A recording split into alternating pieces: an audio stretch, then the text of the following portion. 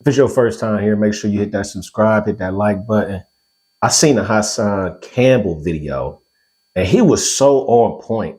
It's like I had to do something to reiterate how on point dude is. I'm just keeping it 100. Every time you watch the news in New York, you see a whole set being wiped out and half the niggas telling. But now, because of social media, the power of like, share, and subscribe. The number one drug in the world right now, it's not alcohol. It's not crack. It's not dope. It's attention. Bro, man, let me run that back real quick, man. Just say one more time, Hassan, for them niggas in the back who got the fucking sugar daddy in their ear, man. Run it back for these niggas, bro. One time. Number one drug in the world right now, tell them. It's not alcohol. Nope. It's not crack. It's not dope. It's meth. Attention. Attention. Everybody wants attention. And apparently Luce Cannon, well, he started getting the attention, not just the people, but the police.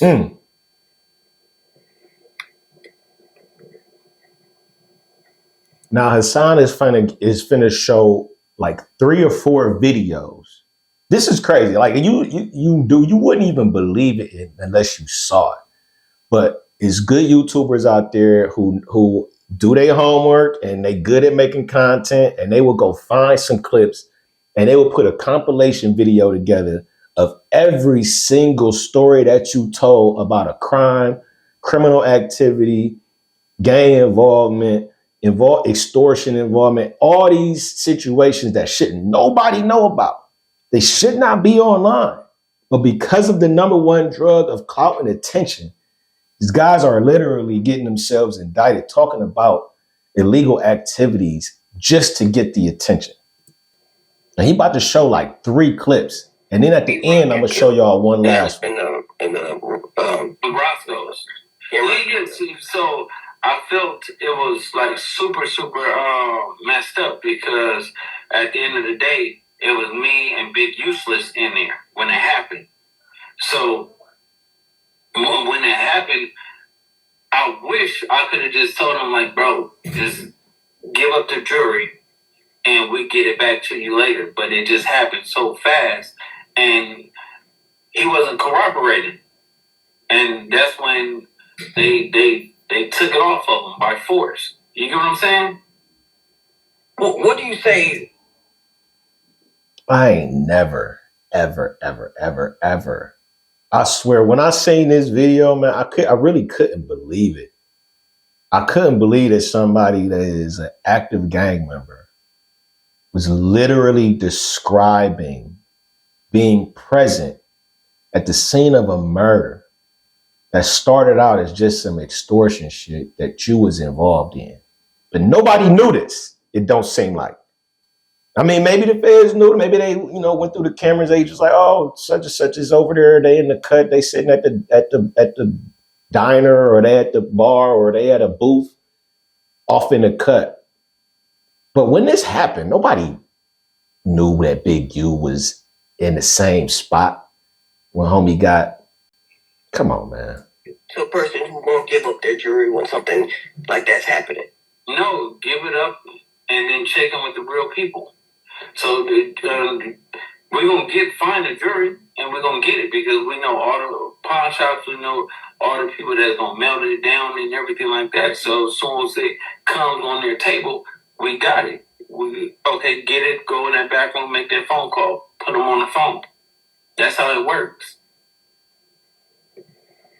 Self-snitching at its finest. At its finest. At its finest. I rock with Luce Cannon. Me and Luce Cannon was on the phone damn near every day. But I can't even sit up here in front, right? It's nasty work. I'm listening to him break down. It's nasty work. How him and Big U was sitting in the same Roscoe's when PNB Rock got his TV turned off. He got his snot box rocked. Heal up, wheel up, bring it back. Let me take this jacket off. Let's go to the next video clip. Let's go to the next clip. Story. So what we do? Walk in the club. Yeah, like 9 of your homies. It was like 30 of us. The security moved to the side. I said, Meek, you know what's this about? You started taking it off and handing it to me. You was polite about it, Sugar Plum. He called him Sugar Plum. You was polite. Sugar Plum, you was polite.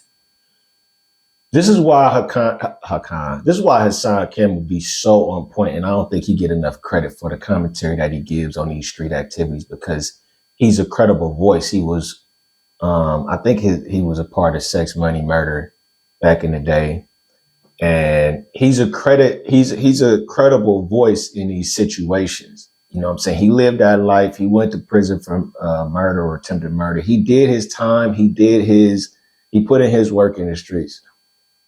He's credible, in my opinion. Whatever you want to say about him and Africa Bambaataa, whatever happened, you can have your opinion on that. To me, these two things is completely separate. Where the next video at? Let's get to the next video. You don't want this to get out. We need 50.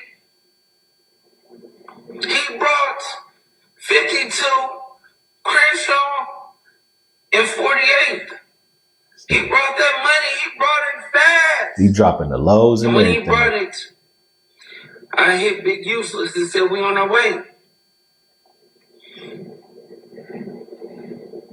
Gave Meek Mills his stuff back and left.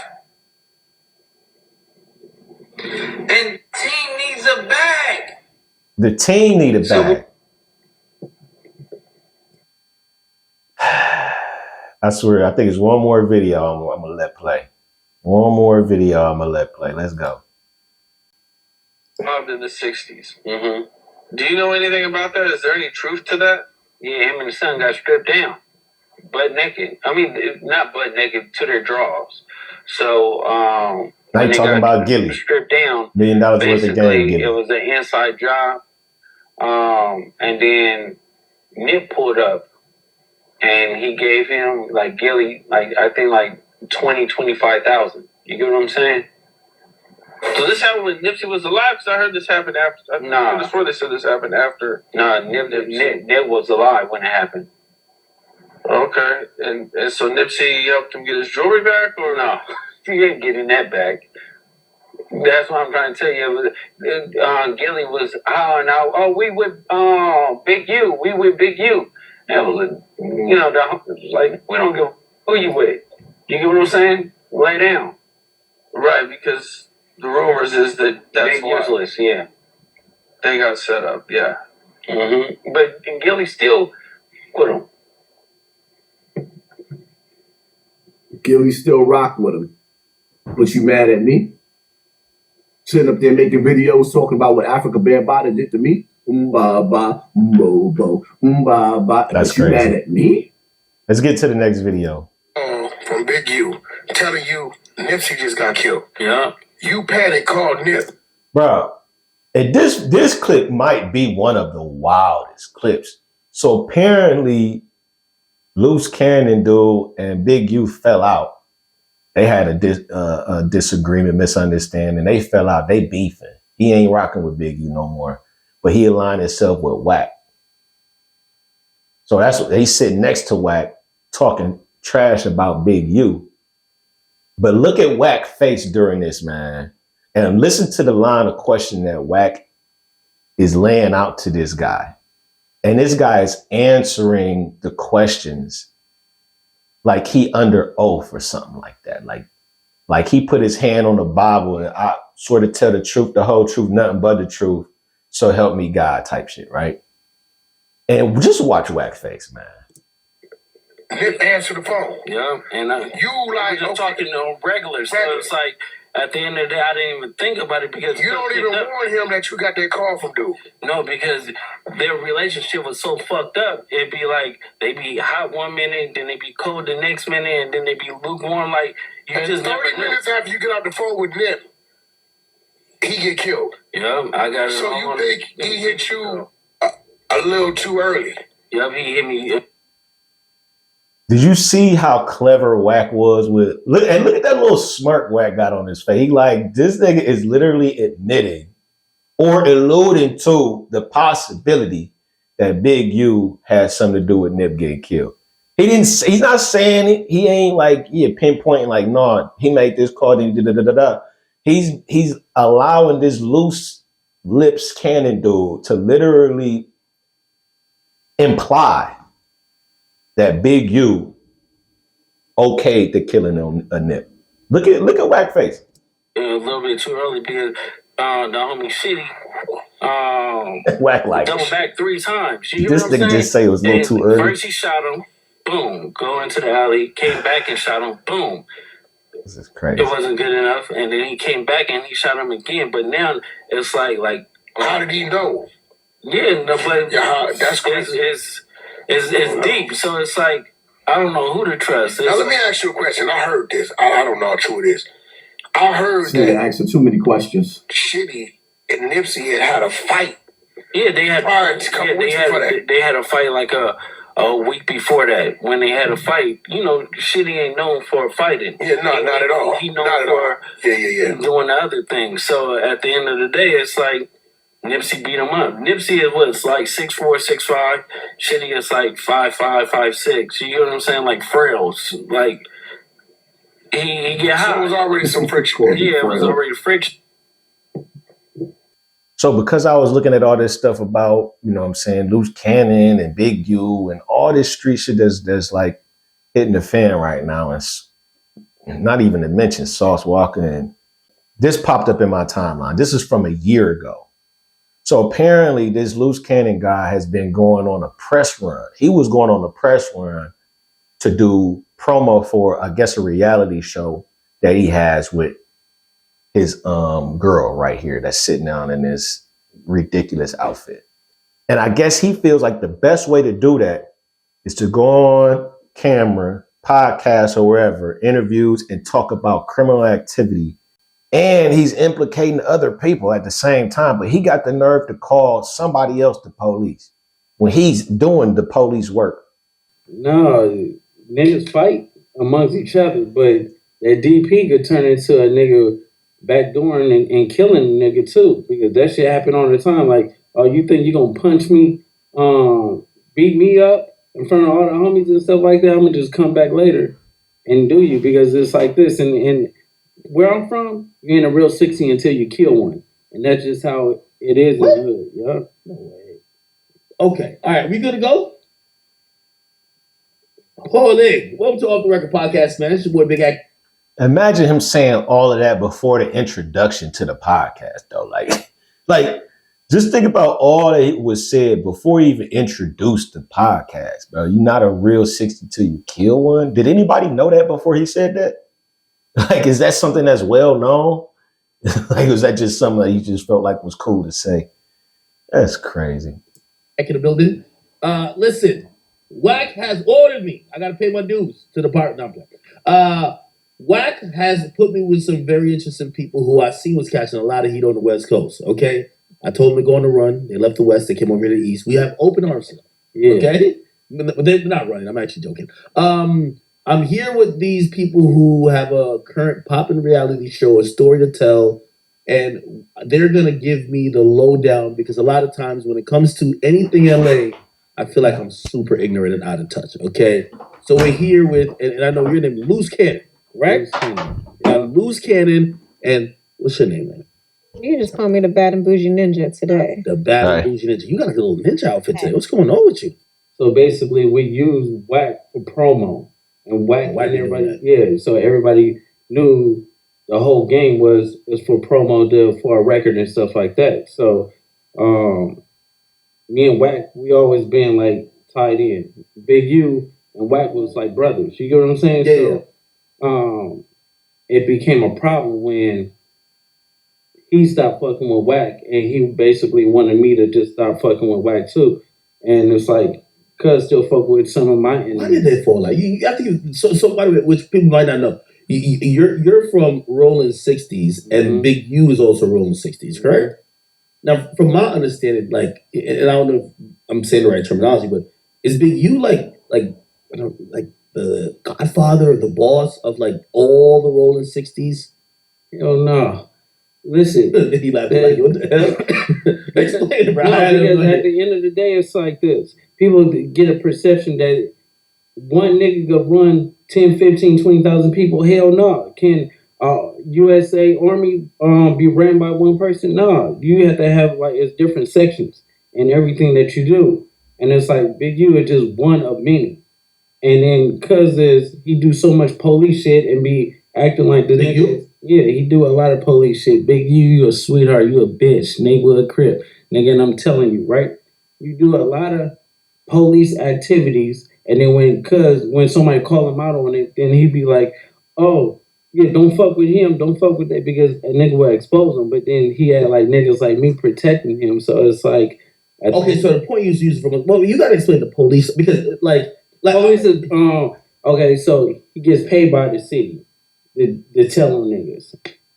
He's a paid cooperator, like an informant? It's basically you got a program, right? And when you got a program, and the city is paying you, and they paying you for like to keep kids from being on gangs and stuff like that. Okay. But then one way you doing something, and then another way you telling, oh, we should go get this person, or we should beat this person up, or we need to DP this person, or like cuz ain't hood or something like that. And my problem is either you're gonna be one way or the other. Either you're gonna help the kids and stay in that same straight path, or you cut all the bullshit out. You can't know about a shooting or a killing and stuff like that, and then when the homies get turned in, your name is on paperwork because developing options gave them a tip to where to find this nigga. And that's his whole thing. That's his whole operation. That got to be conflicting. Yo, I ain't gonna lie to you. I mean, I'm a civilian, so I'm not. Of course. And of course, me being a civilian, I want the sweetest option. If I could participate in the crimes and tell on the crimes at the same time, that's like, right. Like, yo, right. Like, yo, I could tell them, like, yo, y'all gonna rob this store over here, and then after y'all rob the store and I get mad at you, I tell him. No, after you get paid, after he eats off of it, and then he was getting paid, I think like $200,000, right? What? Now he's getting what contract is this? $700,000 a year. $700,000 a year. He was getting paid that. Yo, that's like a guaranteed NFL contract, like a lineman. No, it is. So I've heard about this before, and at a certain point, I'm like, I feel like he's a little jealous of me. Like, is he not breaking down? He's supposed to break down a little bit. Because, I mean, again, I know overall you're playing both sides, but let me use the street nigga thing. We're like, nah, maybe he's just spending the police. He's spending them. So he's getting a free check. Yeah, by just... We wouldn't have a problem with him spending the police, but when you actually get a nigga prosecuted from the hood, that's something totally different. He didn't do that, did he? Man, this nigga is like LA Times. I mean, cuz couldn't hold water if Jesus told him to. So that's just the type of nigga he is, bro. Like, that's just the type of, like, he'll do like some fuck shit, be like, oh yeah, I gotta play out of this or whatever like that. Oh, hey, Kenny, get the team. So I get the team ready and stuff like that. We go out, the same niggas we did the shit to, be paying this nigga to get the shit back. And be like, cuz, what are you doing? Oh, shit. So, cuz be on some wild shit. Y'all watch Wire? It's like a fat dude from The Wire. He was playing every side. He played, like, he was cool with the niggas. He was telling the dude shit and the ops. Like, he everybody. Yeah, that's what y'all remember that nigga? That's exactly, you just explained his whole character. You know what I'm saying? Like, cuz would know something that's happening, let it happen, and be like, and then play it off. So it's like, he'll be like, a nigga go get killed or whatever, and then he know about it before it was about to happen, And then he'll be like so sad and like, cause you just knew that shit was about to happen. You should have said something. You get what I'm saying? Don't be acting like you're crying. That's like some whole shit. Because if I go do something, I'm gonna do it and don't give a fuck. And that's just he know me, so he won't speak to me about anything like that because he know, nigga, I'm gonna pull up. It's either you can come to my house, I'm gonna come to your house, or we can meet in the hood, and that's just how it is with cuz. So wait, how does this how does this go down? I guess you're explaining to an outsider like me. How does this go down where you're pretty much in the same organization? I'm calling organization for lack of better terms. I don't call it gang. Your own 60s, he own 60s. Mm-hmm. How does everybody else look at that situation? Because they might be like, "Yo, well, we like the U's are like guy we report to. We got to go do something." Like, is it kind of like that? Or have you been kind of like ostracized, like, pushed out of like, Rowan 60s kind of? You know what I mean? Yeah. Oh, hell no. I really don't know. Like, hell no. So they still fuck with you? Of course. Like, he got his homies, I got my homies. It's always been like that. So it's never been like one nigga is constructive to run the whole hood. And you get killed that way. This is weird because it sounds like, you know what I mean? Like I said in the beginning, man, I usually don't even do no commentary or shit like this. No street stuff, no prison stuff, no jail stuff, no nothing. No gangs, no nothing, right? But why is it seem like if I watch a show like Lockup or something like that, anything like that, 60 Days In, whatever, they talk about jail politics, right? And they have where it's a code in there where you don't talk about the politics of the prison system. Why? I thought it was the same way with the gangs in the streets, or, they try to be like the mob, or like how the mob was back in the day, where you just don't talk about the inner works of how everything go. But it just seems nowadays like Hassan, like he said, I'm gonna keep going back to it. The attention is the number one drug. Should we blame King Von? Did it happen before King Von? I don't know. But to go on TV and explain the entire politics of a underground organization, I ain't even say the entire, but just to explain any type of inner works and how things go, while claiming that you're not the police, like somebody else is telling, it's so out of touch, bro. It's so out of touch. I feel bad for these guys, for real. Because a nigga be like, oh yeah, I don't even like cuz, and wind up shooting you in your face or shooting when you turn your back. And that's just how it is in the hood. Niggas don't respect the victims. We respect the killers. And that's it. God damn. Okay. All right. So let's get to some pertinent information. And this is where I think a lot of people felt when you guys came on the scene and you said certain things. They were like, we're going to start needing receipts, because a lot of people felt it was very brand new information. For example, you had said, and I mean, if you want to explain, you can, but in a gist, you said, hey, before Nipsey Hussle got killed,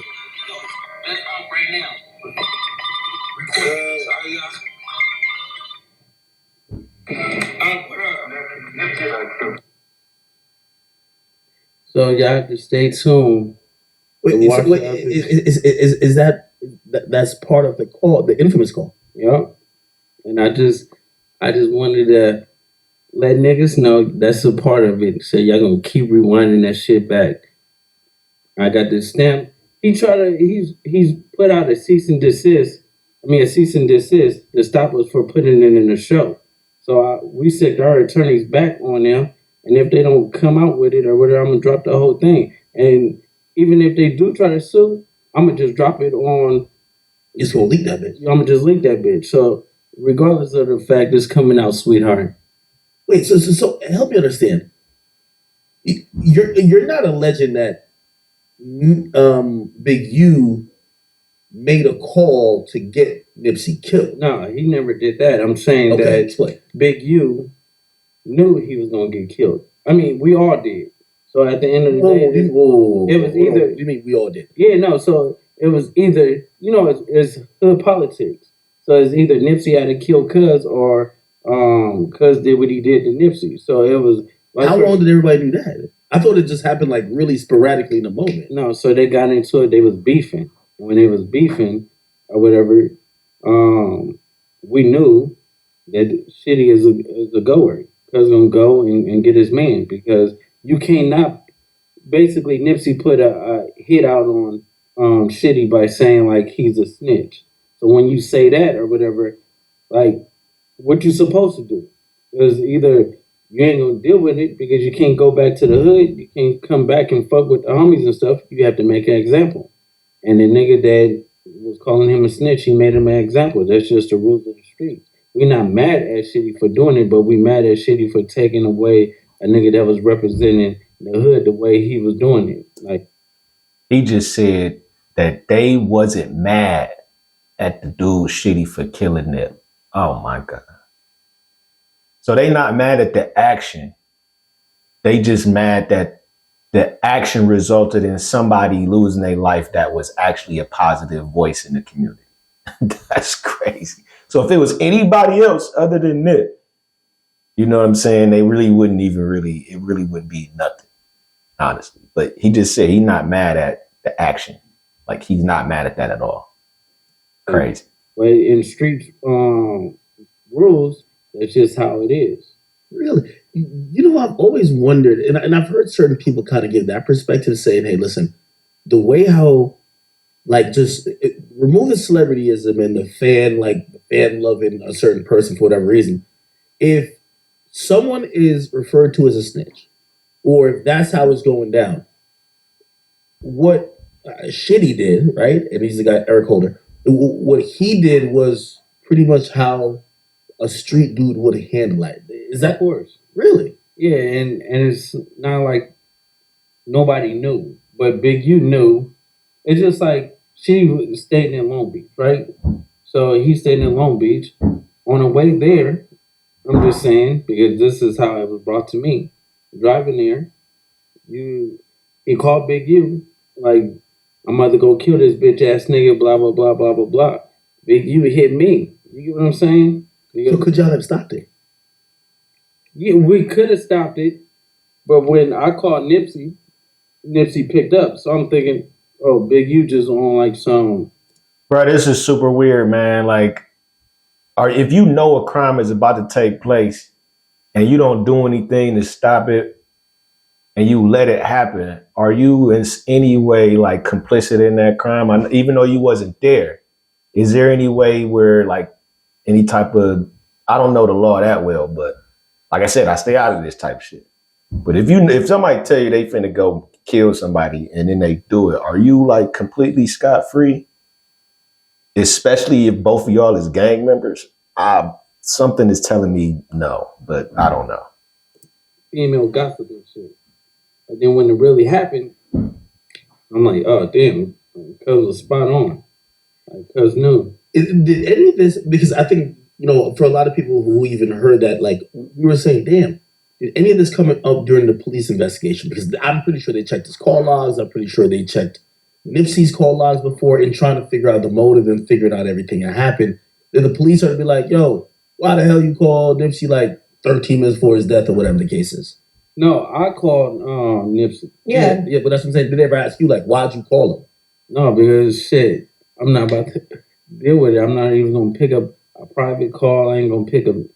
Because when it's private or it's restricted, that means it's either your probation officer, parole officer, or somebody that you don't need to talk to, and that's like the police. So he telling you that he didn't pick up the call. If they did call to investigate this back then, he's saying he didn't pick up the call, but now he feels safe enough that he can actually tell the story right now. What the fuck?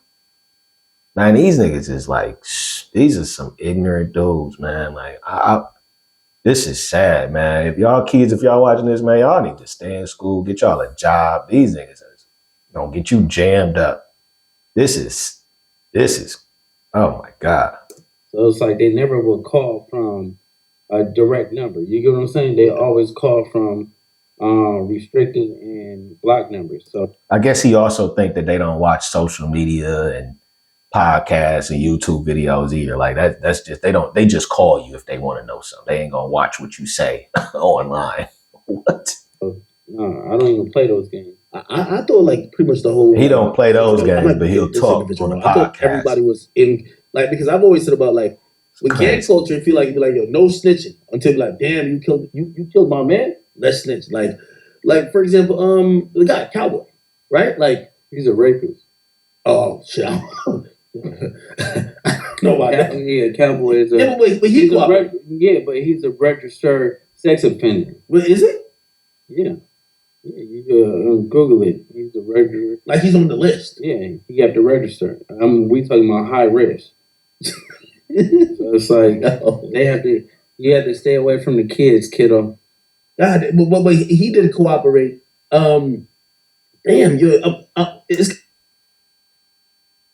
We 20 minutes into this video. This video is 2 hours long. I highly suggest y'all go watch the entire video. I'm gonna put the link in the description.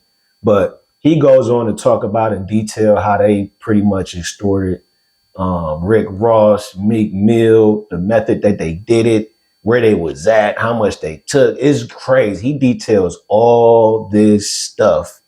And he was doing a promo tour. And I think it's just because he was doing a promo tour for a reality TV show. That's crazy work, man. Listen, y'all. Like, comment, subscribe, man. Let me know how y'all feel in these comments, bro. This is crazy out here in these streets. Y'all be safe. I'm out.